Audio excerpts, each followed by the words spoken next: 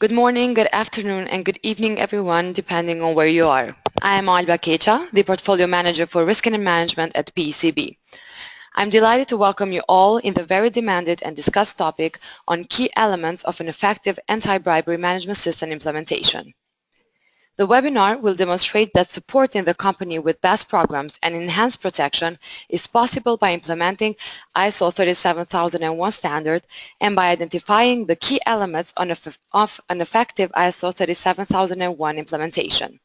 You will have the opportunity to send your questions at any time during the presentation, and in the end, during the question and answer session, we will address them to our presenter.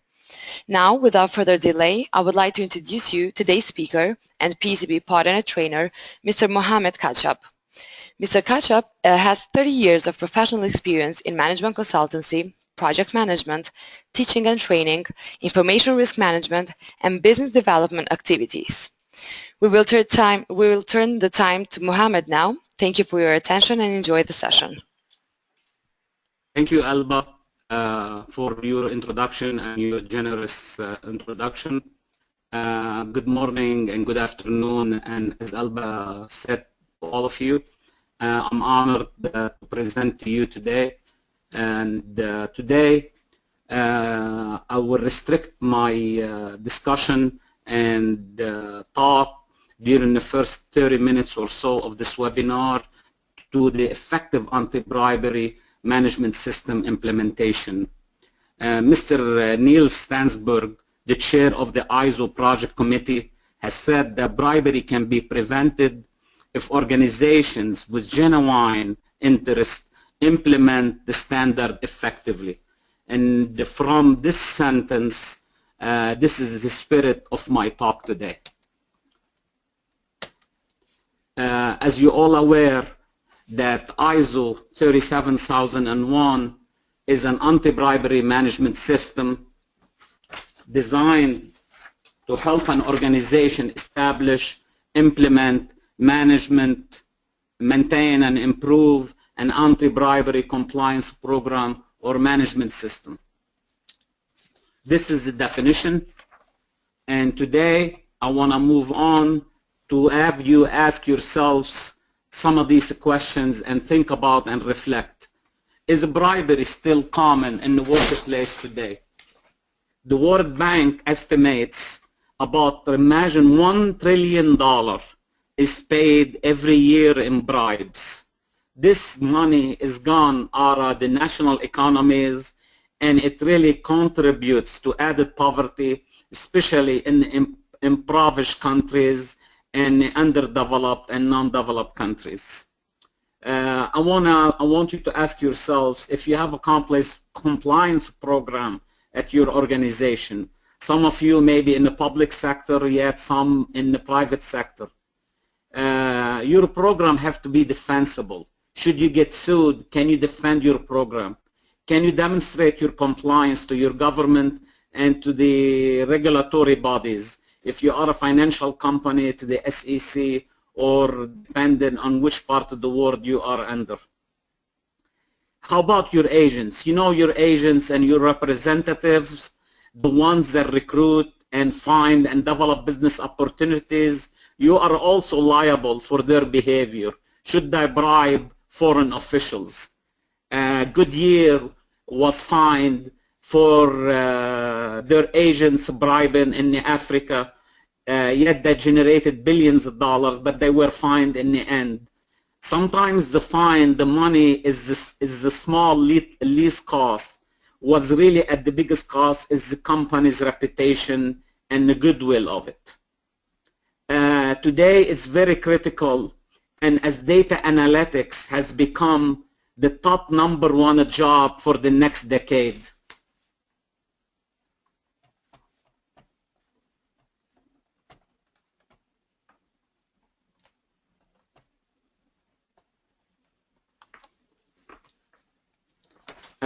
Can you identify patterns of improper behavior or collusion? Have you done enough training and education to your employees and to your staff? Let me see why my screen is not sharing.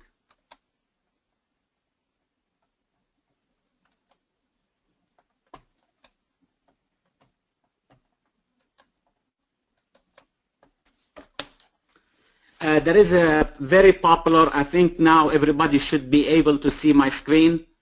The case study Morgan Stanley. This case has received a great notoriety and write-up in the press because the Department of Justice issued a public declination in an FCPA. FCPA is a Foreign Corrupt Practice Act in the US in April of 2012, where Morgan Stanley's former managing director and real estate chief in China pleaded guilty to evading the company's internal control. The company was not fined because the company had done everything, and because Morgan Stanley had reported the violation to the Department of Justice and was very transparent in its affairs.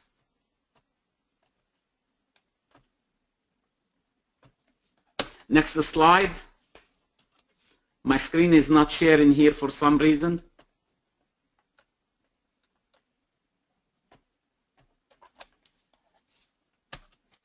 Morgan Stanley can serve as a model for any organizations to follow as a best practice. You have to document everything. You have to conduct regular program auditing. We're talking about the monitoring as well. You have to educate your employees. You have to implement global financial systems controls. In the end of the webinar today, I have shown Coca-Cola as an example, and Coca-Cola is a great example to show because Coca-Cola have business in 200 countries. Today, I've grabbed a few slides from the OECD, which is the Organization for the European Cooperation Development. The key facts is the robust anti-bribery compliance procedures are essential to ensuring that businesses are well placed to prevent, detect, and respond to bribery in international business. Today, globalization is a big role. If large major international organizations do work worldwide, I mentioned Coca-Cola exists in business in 200 countries. Ernst & Young did a survey in 2015 of 3,800 respondents in 38 countries. 42% reported that their company did not have an anti-bribery policy in place or did not know if there was even one. The reason I show this slide, because there are many examples of companies that have been fined. If you go on Google, on the net, you can see Siemens in 2008 paid a $450 million fine. In 2012, Japanese Marubeni Corporation paid a penalty of $54.6 million as well. And many other companies, one well-known company is Alcoa, paid $175 million in disgorgement of revenues and a fine of $209 million to settle charges. The private sector has a central role to play in preventing, detecting, and responding to bribery in international business. The OECD is a world leader in fighting corruption, and they do a lot of studies, and so many countries, especially in Europe and outside of Europe, are under this umbrella. Today, self-reporting is a big trust.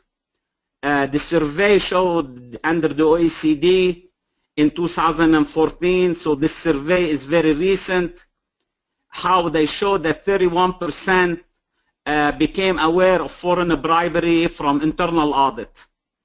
Do not underestimate the internal audit. Internal audit is, your internal auditor is your advisor. Your internal auditor can be your counsel. Internal auditors, internal audit efforts save the company a lot of possible costs and liabilities and so on. 29% were uncovered in merger and acquisition, 17% in whistleblower, and so on. You see the rest, 16% are unknown. How are foreign bribery cases detected by law enforcement? 31%, which is the most, is self-report. And 29% are unknown. And the rest, you can see them ranked in descending order. These are the countries that have signed the convention from 1961 till this day. Estonia have been receiving a lot of publication and showing how Estonia been doing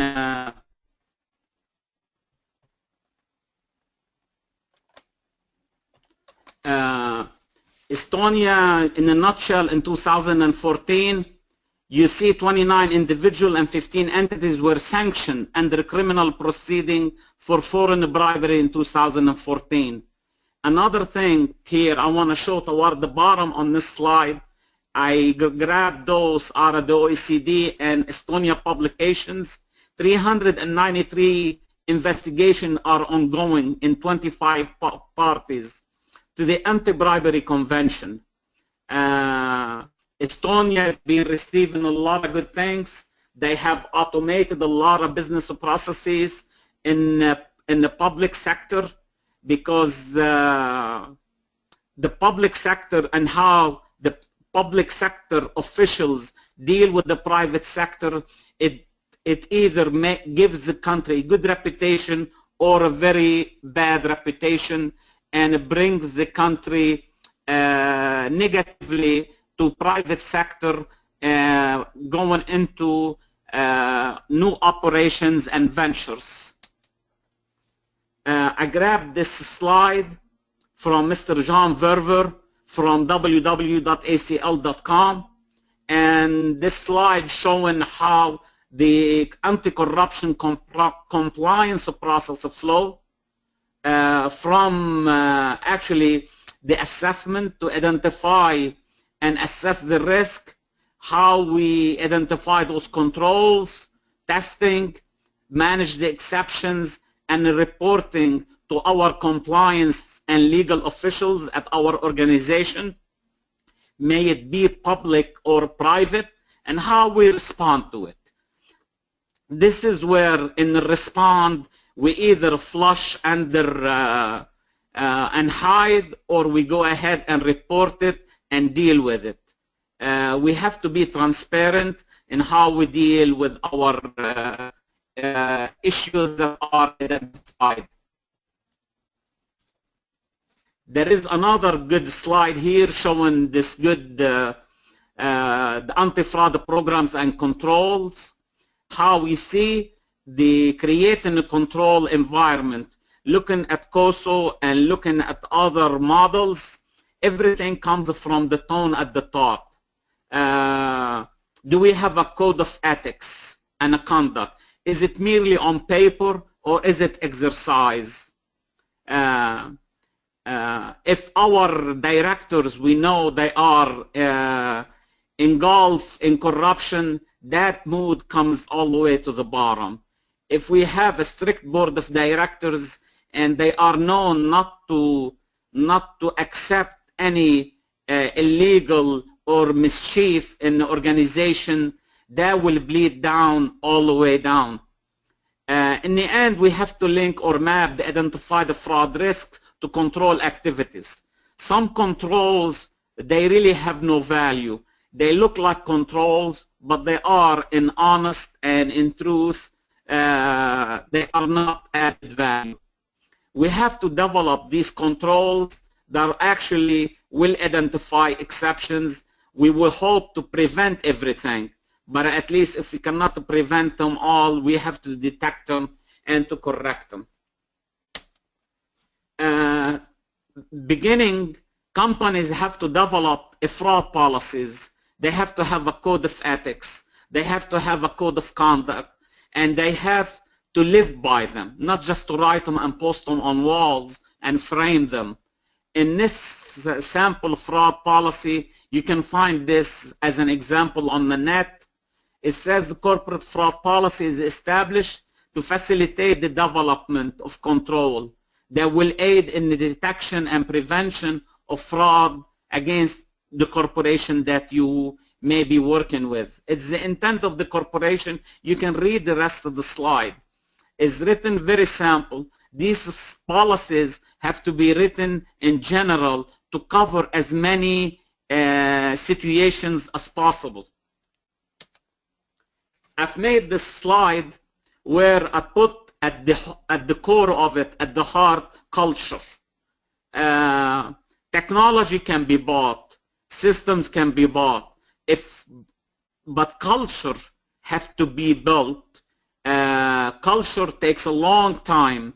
If an organization has a corrupt culture, I do not want to be negative, but we have to go at it and crack it and build a new culture. You have to master plan a new culture, a culture that does not accept bribery, a culture that builds on good ethics. You have to have your board of directors commitment all the way from the top, and have to be a true commitment. It has to be driven to get results. A commitment with budget. Sometimes we have commitment from our board, yet our budget is short, or our budget is temporary, and our budget, we lose it down the road. No, we need a full commitment with a full budget. We need the risk assessment. The risk assessment is critical. We have to map our risks, and our risk assessment and mapping is not a once in a year or once every few years, or it should not be done just when we have the money or when board of directors wants it. It has to be institutionalized into our work. Our audits have to be risk-based. We need to develop an anti-corruption toolkits where we use data mining, data analytics in our audits. Today is not accepted anymore where we do a sample on a few transactions and we audit and we crank a report and we copy paste reports from previous audits to new audits. These are the effective, what makes really an implementation valuable and effective. If we have the commitment, if we have an education and training program, and if we have an honest reporting and a full documentation. Then we need to implement the plan. To implement this ISO 37001 or any QMS you have here, we're talking about an ABC system. An ABC is an anti-bribery, anti-corruption system. You have to earn and guarantee your senior level support for your plan.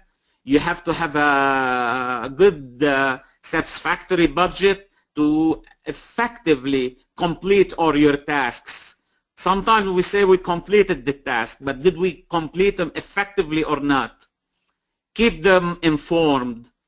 Some companies will form a PMO, because do not underestimate the size of this project. This project cannot be done part-time, where the attendees this webinar may have a full-time job, and after 5 o'clock you can pay attention to this project. This project, to implement effectively, you need a full-time project manager. You need, if this project is extensive, it needs its financial officer. You need your accounting staff to account the cost. Remember the cost, not just the consultant's cost. You need to account for your staff costs, your employees. You need to account for their benefits. Also, you have to increase awareness for this within the organization. I advise you to do a kick-off campaign where you make big announcements and to increase awareness and let people know what you're doing. Make sure your stakeholders know at all times of your effort. The culture. The culture, as I said in a couple of slides ago, you have to be diligent in your efforts to promote an ethical culture and ensure that people work within the confines of the rule. In the last slide of this webinar, we will look at Coca-Cola, and they have a few sentences They are simply written, but they are eloquently, where you will see how critical this culture is.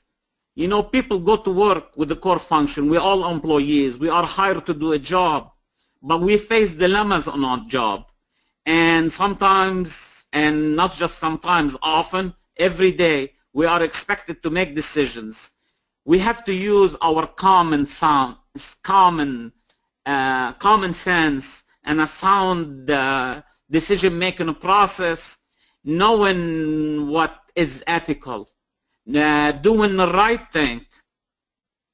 Every government agency or private organization should have an ethics office, and every ethics office should be staffed with ethics officials, people with experience in ethics.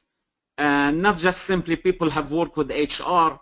People have to be trained to help answer questions, to tell employees how they should approach a situation.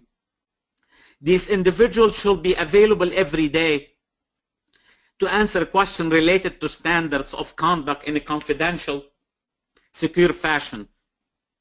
Today, when we walk in organizations in the hall, you will see posters posted everywhere. Should you see something unethical, or should you hear of something, or should you see something, you should report it. Given person's email, given person's phone number. In some companies where you can do that in a secure manner. Training. Increased need has been reported in organizations worldwide. Most staff, when they ask what they need, the number one thing they report that they need more training. Annual training must be given to all employees who hold positions of significant responsibility or authority. Annual required verbal training for public filters each calendar year. People have to be trained. We have to document this training. Some companies make it in their bylaws where employees have to receive a number of hours of training in ethics in particular every year. Agencies are encouraged to vary the content of verbal training. The reason I'm saying verbal here, because sometimes training where people are sent a DVD or a business case online and they attend it and so on. Training must include at least a review of the following items: the general principles for the ethical conduct, the standards of conduct. Any supplemental standards may be deployed at any one organization, at the organizations where you work. A conflict of interest statutes, contact information of persons, advisors, and ethical issues. These have to be updated depending on maybe the latest event or an incident that occurred at any one organization where it has come to the attention of the ethics official that this case was not really properly being trained on. It has to be incorporated in the training. Training must be presented by qualified instructors, prepared by qualified instructor and presented either in class or web-based or through a videotape. Even if web-based, a qualified instructor have to be available during and immediately after the training to answer questions. This answering questions is pretty critical, and a lot of organizations do a simple quiz before and after to compare. Should you not pass these quizzes, you have to keep taking them until you pass. Sometimes an employee is being interviewed and talked to, and to make sure that especially those that are in a high capacity where these persons travel, sometimes some organizations have so-called facilitation payments. These are flagged for investigation, especially if these exceed a certain amount or if they are excessive. There are many other flags are filtered in the monitoring software to detect exceptions. So Today's software tools have become very smart, high technical tools, are designed to catch exceptions and based on the rules that the company have deployed and implemented. Education. The education is foundation of any ethics program. It must be visible, consistent, and flexible. It really must be respected. Assess the education needs of your ethics official by administering an annual training needs assessment, questionnaire, and collecting post-training evaluation data. Training must be the central part of your ethics program.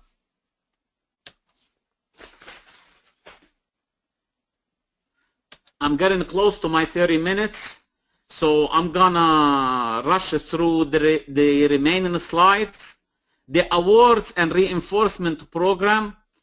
Develop an awards program to allow your organization to use positive reinforcement, to encourage offices and branches to focus on education. Some organizations do an awards program where every month or every period an employee is rewarded based on the reinforcement and the positive reinforcement that they have done, how they saved the company money, how they prevented situations from occurring.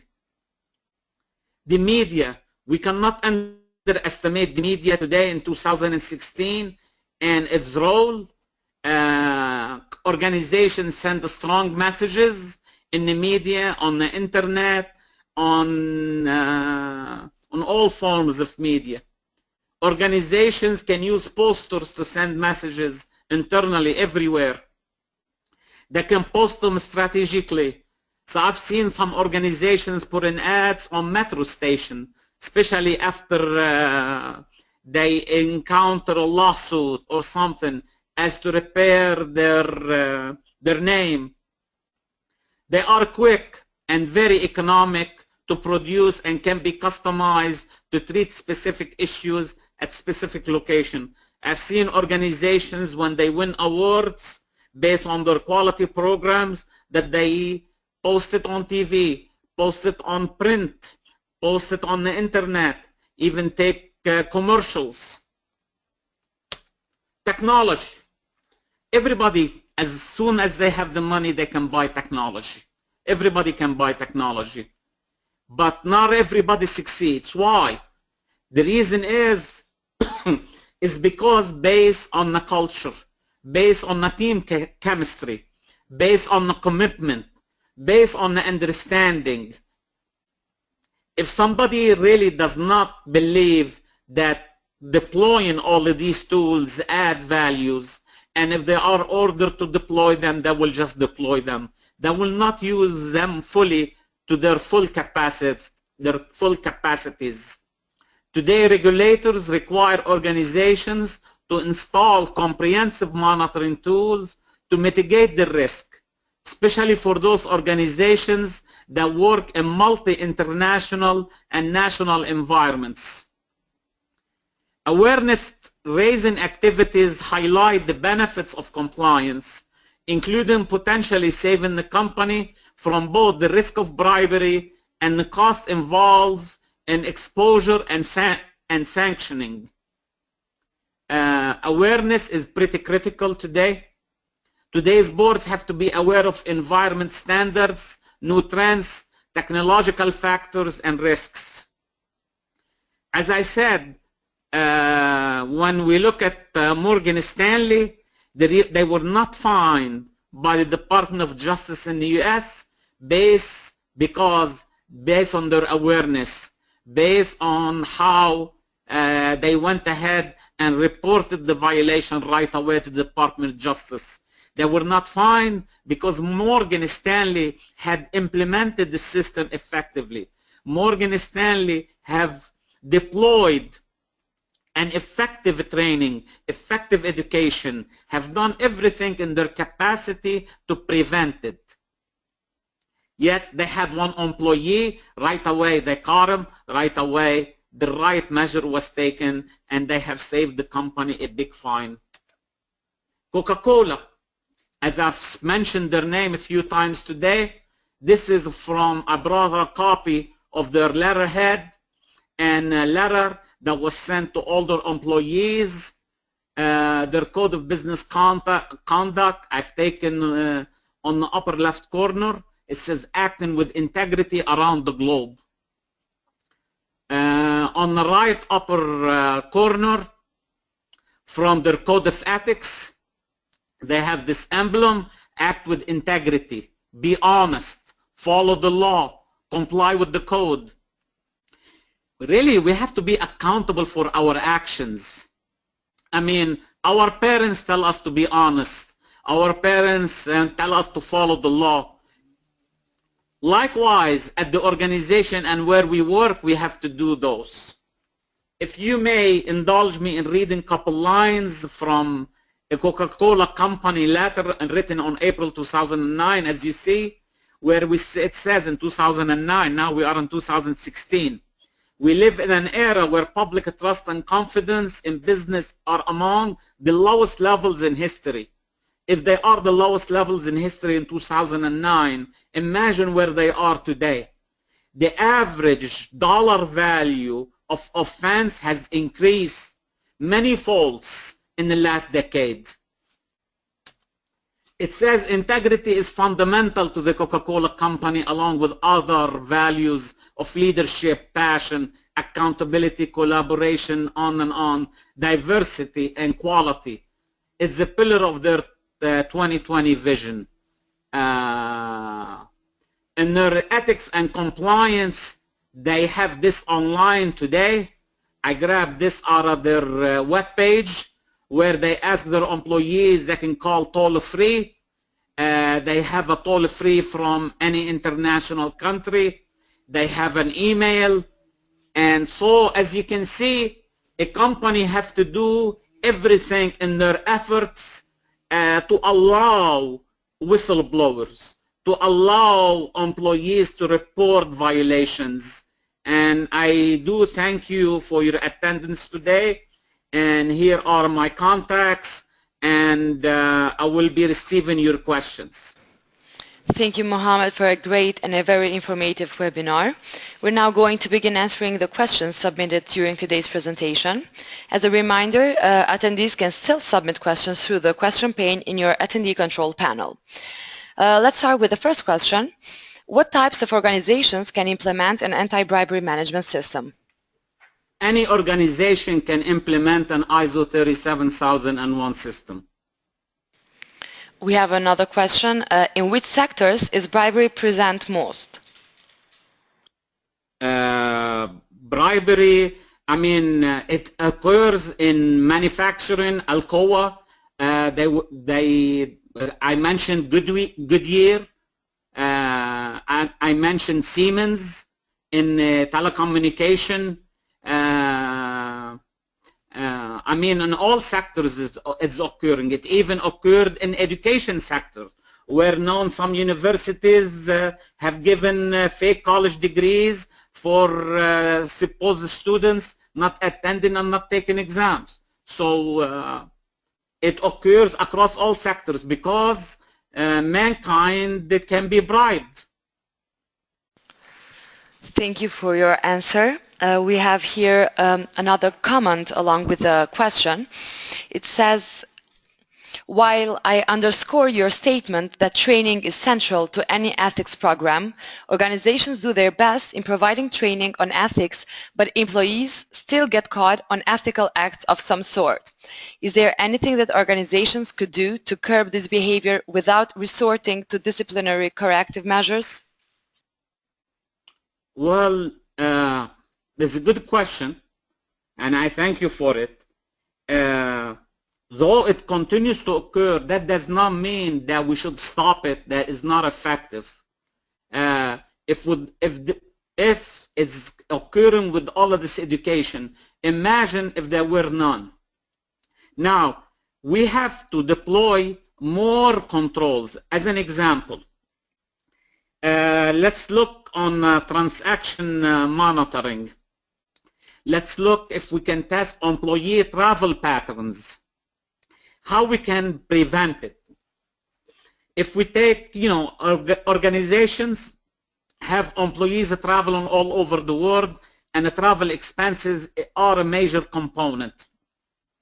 Let's say we deploy data analytics, and we deploy there are many tools exist on the market. I do not want to mention any tool name in particular, okay? There are a lot of ERPs that may be able to help you with that. Take your data out of your financial system or accounting system and feed it into these tools, and you go at it, writing filters and what have you. These tools today identify suspect patterns. Are these patterns always begin in one place, and do they always stop at one area? Are there a lot of facilitation payments occurring in one area? Are there a lot of cash payments paid by one person to one person in particular? Companies with tens of thousands of employees, they have intelligence, and they are able today to detect this. This is how we can prevent it from occurring, because when employees know they're gonna get caught, okay, so they will not do it. They know they're gonna get caught. Of course, we cannot catch everything, but we want to catch. The higher the percentage, the better it is. And the more you catch, that means the less employees will commit these acts. Thank you, hope I Mohamad. answered the question. Yes, thank you very much. We have here a lot of questions, but we will try to answer just a few more. Go ahead. What could be a good argument to convince the management to invest in getting ISO 37001 certification?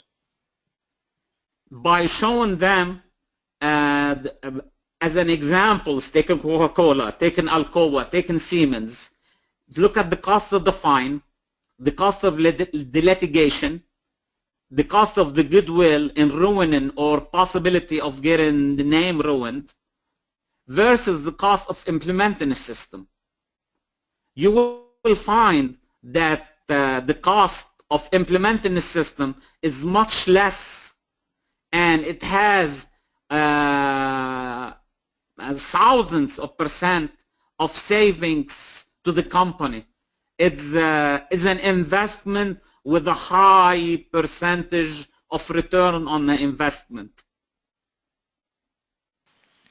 And it can be integrated with internal audit. I mean, some of these tests are very similar. Remember, anti-fraud audits can be done at the same time that an internal audit activity can occur, yet they have to be separated, because are best separated and not run integrated. Thank you, Mohamad, again.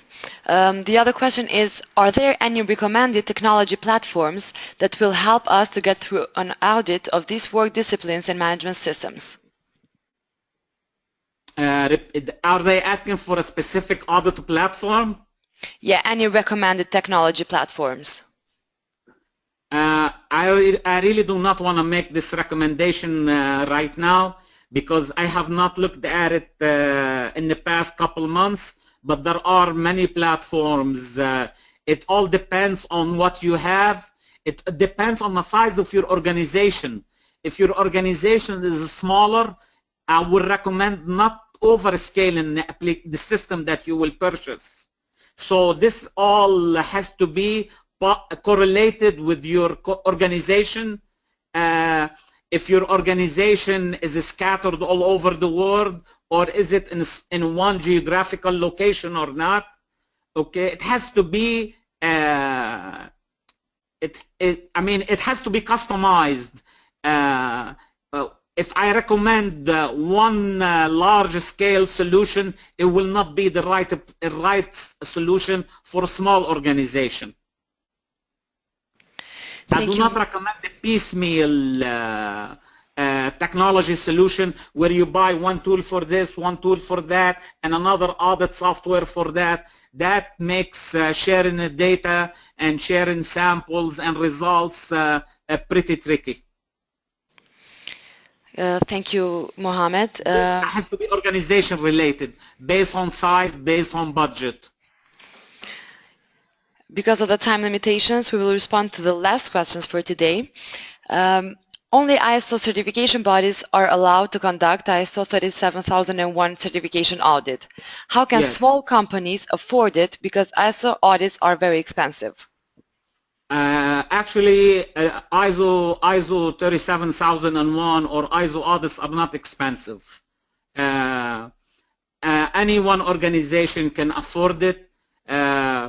Remember, not all ISO certifying bodies have the same.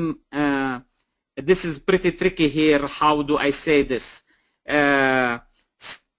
In today's world, the fraud and the corruption have corrupted some. I hope you agree with me or not, Alba here, have corrupted some bodies out there. They are not stringent on their qualification. Some of them do the audit if simply the papers exist on paper, i.e. code of conduct, code of ethics, procedure, process, audit programs, and they look at them on paper. These are not the